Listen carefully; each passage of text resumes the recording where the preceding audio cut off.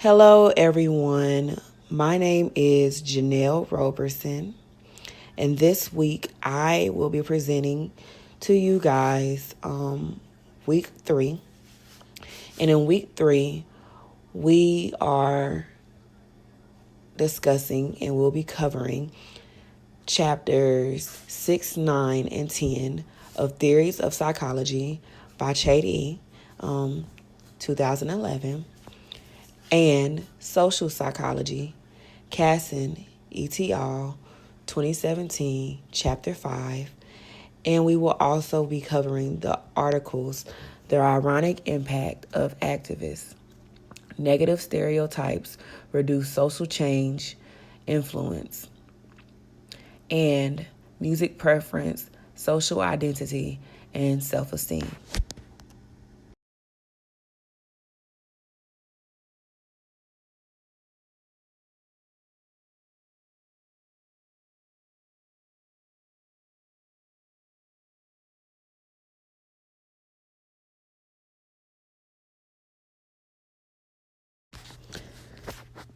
Chapter 6 of Theories in Social Psychology by Chade, 2011, discusses relative deprivation in psychology in relation to understanding the dynamics of this content.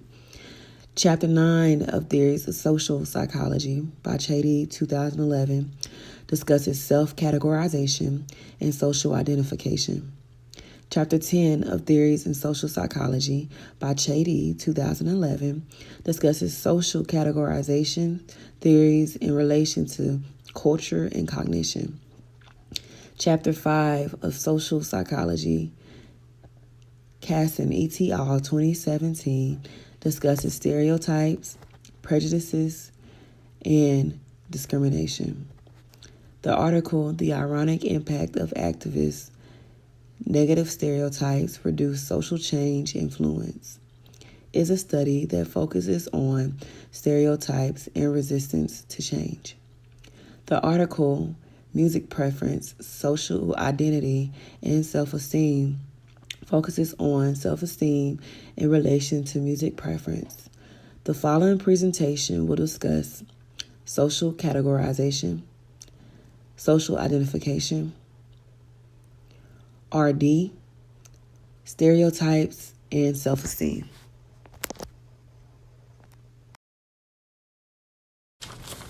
Chapter 6 of Theories in Social Psychology discusses relative deprivation in relation to understanding the dynamics of this content.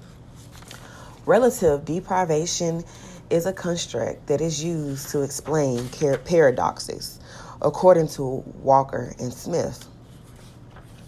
People use subjective comparisons to refer their own outlooks on something to help them better explain.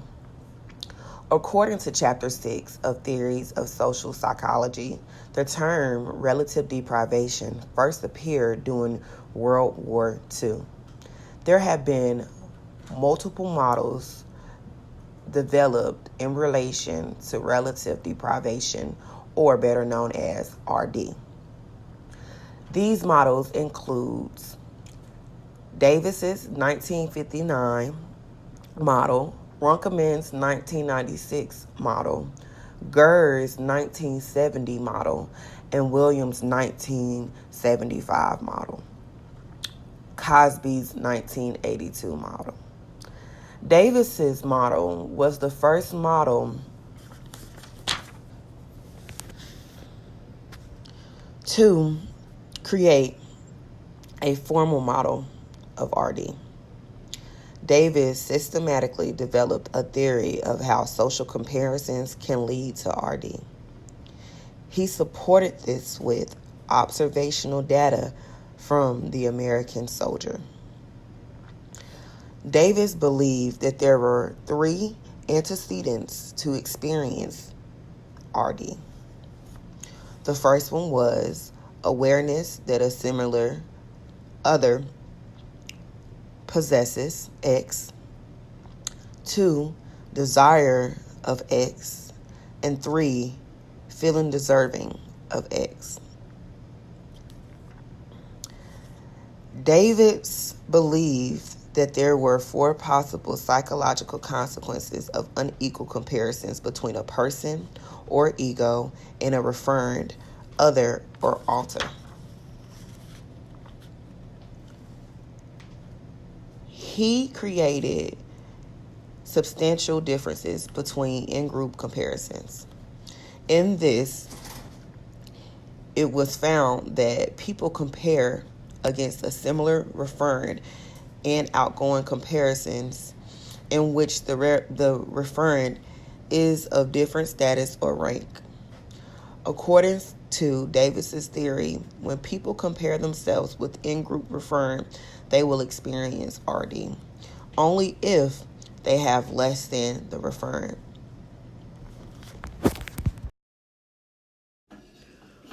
Runciman in 1966 developed a model of RD in an attempt to explain why people who are disadvantaged endorse a system that oppresses them. In this model, Runciman focused on the differences between egoistic or personal and fraternal or collective deprivation. Runciman incorporated a fourth component, feasibility. Runciman's model mimicked Davis's model. He also felt that RD was dependent on people's hopes of being disappointed.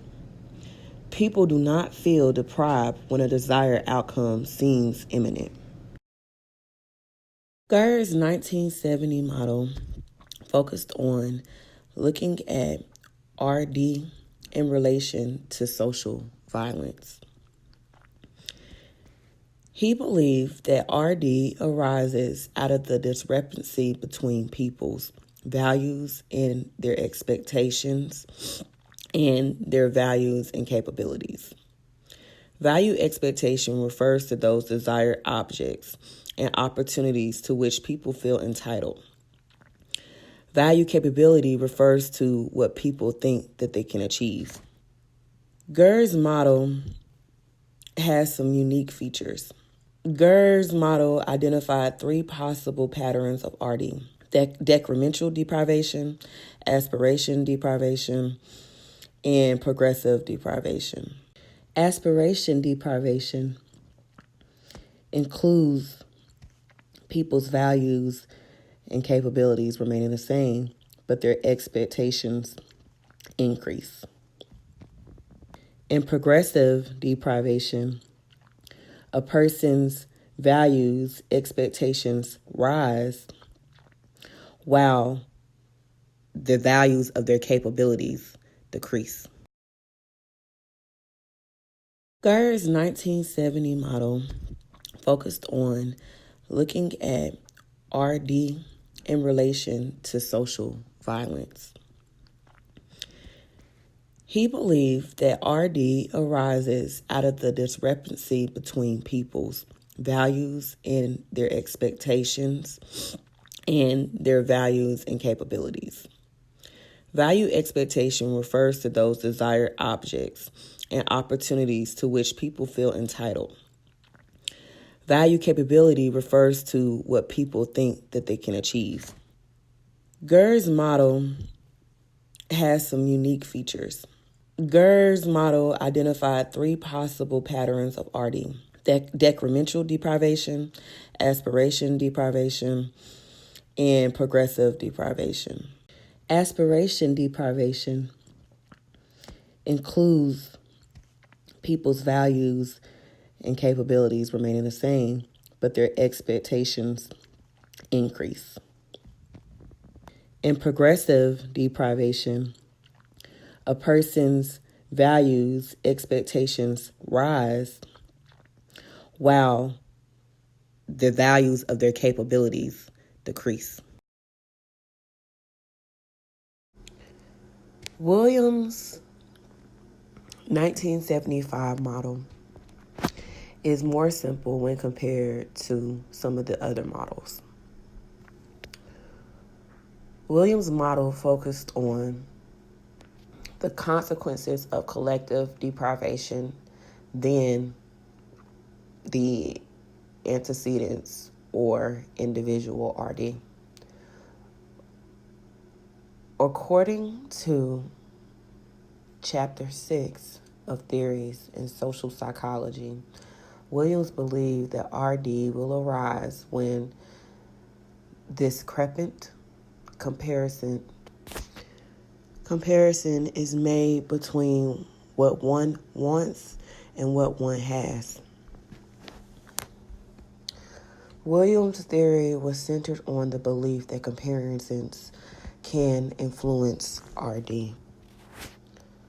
Cosby's 1976 model was composed of comprehensive literature review and developed a model of RD based on findings from previous studies.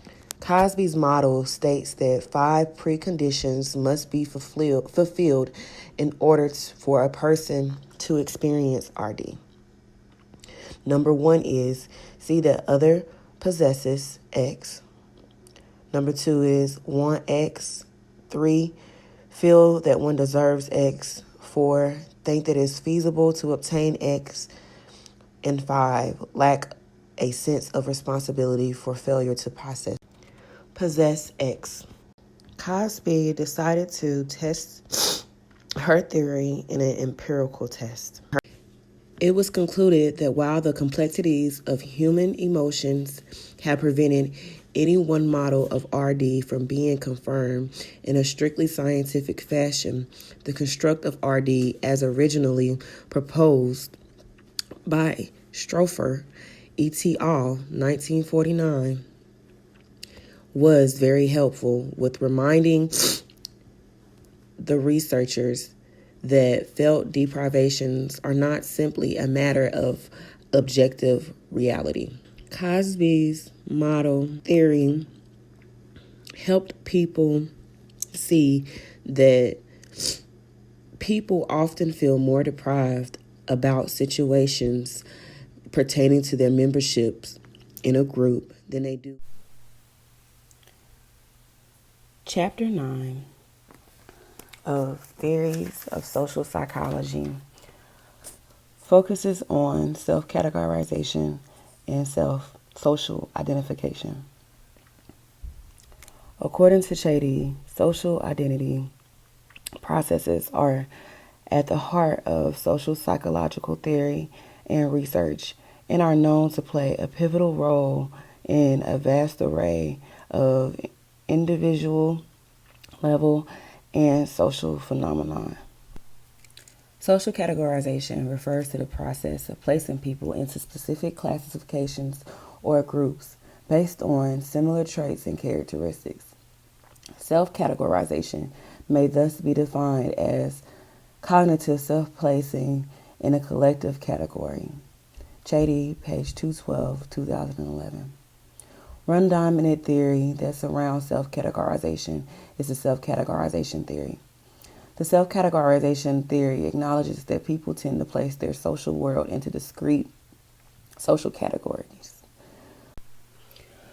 When it comes to socialization, people learn through observation. Chapter 9 of Theories of Social Psychology, Chaidy, 2011, provides a comprehensive overview of social identity and social identity perspectives. Social identity consists of as many as 7 different theoretical distinguishable components, which includes self-categorization, evaluation, importance, attachment and interdependence, social embeddedness, behavioral involvement, and content meaning. The first part of Chapter 9 in Theories of Social Psychology focuses on self-categorization theory, how, why, and when people use social categories. The second part focuses on defining social identification in relation to group membership and explaining multidimensional phenomena. The last part of the chapter focuses on the social identity theory in relation to minimal group paradigm, multiple categorization, and consequences of intergroup relationships. When it comes to social identity perspectives, they are considered to be multidimensional. People use self-categorization when they compare similarities between themselves and other members in their own group and dissimilarities from other members of other groups. The social identity theory aims to explore self-categorization and social identification processes in relation to intergroup relationships and attitudes. According to the book Theories of Social Psychology, there's research that shows that multiple categorization can have a positive consequence for intergroup relations.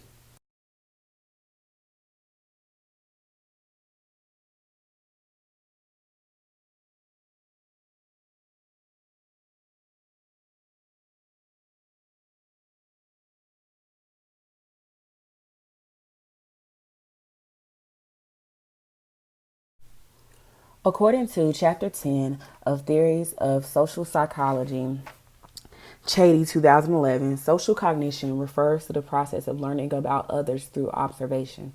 There are two major explanations to social categorization. According to Chady, we call these the self-categorization theory and the self-cognitive accounts. When it comes to self-categorization, people create categories on the premises of personal identities, me versus not me, and social identities, us versus them. From an early age, we become aware of multiple identities and think about them in complex ways.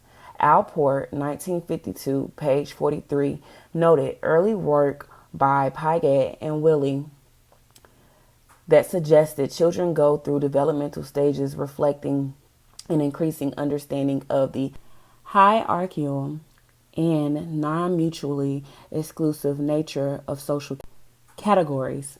This chapter focuses on the historical overview of social categorization theory, contemporary conceptualizations, and a description of categorization processes.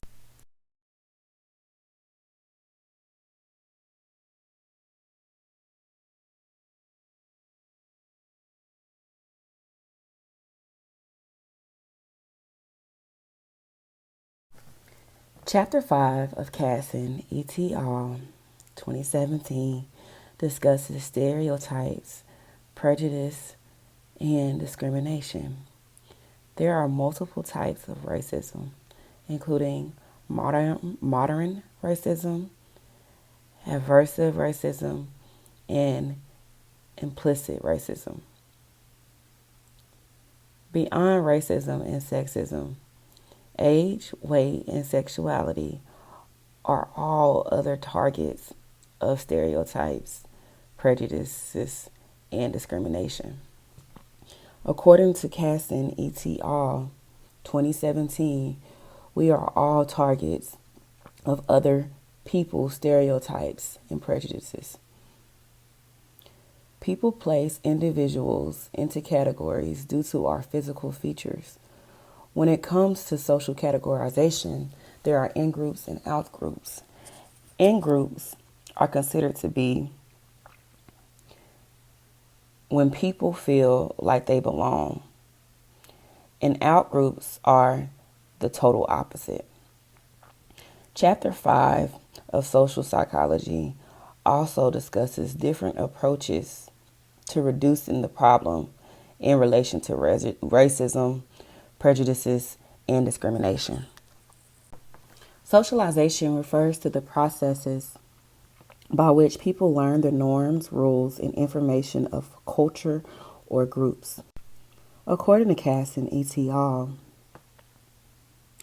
we learn a tremendous amount of information, often without even realizing it, by absorbing what we see around us in our culture, groups, and families.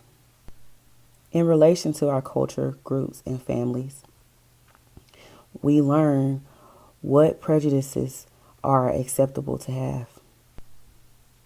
Seeing what groups of people tend to occupy what specific roles in society can cause numerous types of prejudices to arise. According to the social role theory, small gender differences are magnified in perception by the contrasting social roles occupied by men and women. When it comes to creating social identity and one's own personal identity, being a part of a close-knit group can be a vital and rewarding part of building your own personal identity.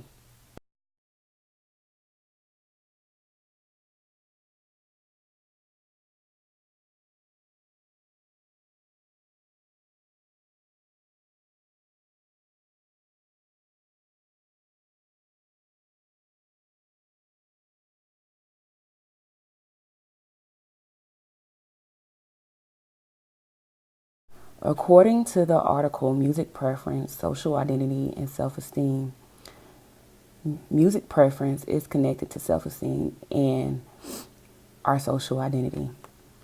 The objective of the story was to further examine the association between music preference and the self-esteem and to apply social identity theory to differences in music preferences and self-esteem. The results of this study found that some measures of group differentiation that's based on music preference and was connected to self-esteem. However, it was also found that the relationship between self-esteem and music preference differed based on gender. Social identities are influenced by several different factors, and music is one of those factors. Many factors of social psychology have focused on the concepts of prejudices in relation to social change and stereotypes.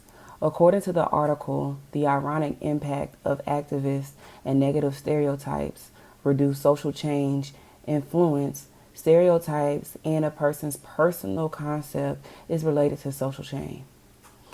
This article examines the possibility that individuals resist social change because the agents of social change. The results of this study found that stereotypes and a person's perception plays a vital role in creating resistance in relation to social change. Social change is defined as the significant alteration of a person's behavioral patterns and cultural values and norms over a period of time. There are many things that yield social change. In conclusion, self-categorization refers to the process of placing individuals into categories when applied to one's own self. Social categorization and self-categorization are both things that people do without even realizing it. There are many different types of in-groups and out-groups. Each individual may create their own social construct. In today's society, racism, discrimination, and stereotypes are all still very dominant. However, there are many different approaches that aim to help reduce the problems that are associated with racism, prejudices, and stereotypes. This is why social change is very important. This week, I have included 2 different questions. The first one is, describe a scenario where you place individuals in a social category. What categories did you place them in and why? My second question is, in your own words, define the term emotion and then incorporate a biblical perspective on the theology of emotion.